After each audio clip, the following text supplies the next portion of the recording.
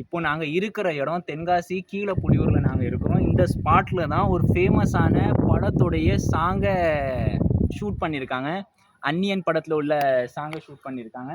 அதுக்கான அத்தாட்சிகளை நீங்கள் பார்த்துக்கோங்க. இன்னும் அந்த அடையாளம் இருக்குது பாருங்கள். ரஜினி ஃபோட்டோ அவங்க வரைஞ்சிருக்காங்க. அதுக்கடுத்து இது கமல்ஹாசன், எம்ஜிஆர், அங்கே பார்த்தா சிவாஜி கணேசன், அது சின்னது விஜயகாந்த் நினைக்கிறேன், தெரிய மாட்டேங்குது. ஆனால் அந்த என்ன சொல்கிறது, அந்த அடையாளம் அப்படியே இருக்குது. Super place. ஆனால் நம்ம தமிழ்நாடு கவர்மெண்ட்டை பிடிக்காத விஷயம் தெரியுமா, எதுவுமே மெயின்டைனே பண்ண மாட்டான். இப்போ பாருங்கள், இதில் என்னது நினைக்கிறீங்க, சரகு அடிச்சுட்டு பாட்டிலை உடச்சி போட்டிருக்காங்க. அங்கே பாருங்கள் தண்ணி பாட்டில் இருக்குது, இங்கே பாருங்கள் தேங்கி கிடக்கு. இந்த தண்ணியில் இப்போ என்ன இருக்குன்னா அட்டைப்பூச்சியில் வந்திருக்குங்க, அட்டைப்பூச்சியில் வந்திருக்கு. நான் சொல்ல வர்ற விஷயம் என்ன, நீங்களே பாருங்கள், இது ஒரு டூரிஸ்ட் பிளேஸ், அதை க்ரியேட் பண்ண முடியுமா முடியாதா?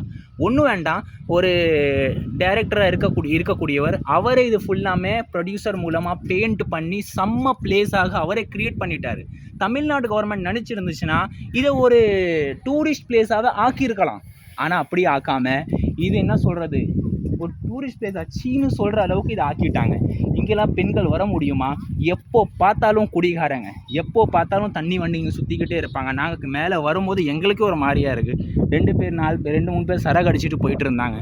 அவங்கள்ட்ட தான் இது மேலே போகலாமா, வியூ நல்லா இருக்குமா கேட்டோம். ஆமாம் ப்ரோ போகலாம் ப்ரோ, அப்படி தான் அவர் பேசினார். இதனால் நாங்கள் மேலே வந்து இந்த வீடியோ நாங்கள் ஷூட் பண்ணுறோம். கண்டிப்பாக வாங்க, இந்த இடத்துக்கெல்லாம் வந்து இது ஒரு டூரிஸ்ட் பிளேஸாக க்ரியேட் பண்ணுங்க. நான் வீடியோ போடுறேன், அந்த மாதிரி 2 3 பேர் வீடியோ போட்டாங்கன்னா என் மூலமாக ஒரு 10 பேர் வராங்க. அவங்க இப்போ ஒரு 10 பேர் போட்டால் 100 பேர் இங்கே வருவாங்க. மக்களுடைய பார்வை இந்த இடத்தின் மீது வந்தால் கண்டிப்பாக இந்த இடம் மெயின்டைன் செய்யப்படும், இந்த இடமும் தூய்மையாக்கப்படும். இதன் மூலமாக சுற்றி இருக்கிற கிராமத்தில் உள்ள மக்களுக்கு பிரயோஜனங்க. அதுவும் கொஞ்சம் யோசித்து பாருங்கள். நான் சொல்ல வர்றது, முதல்ல இயற்கையை நம்ம அழிப்போம், அதுக்கடுத்த இயற்கை நம்மளை அழிப்போம். இது ஞாபகம் வச்சுக்கோங்க.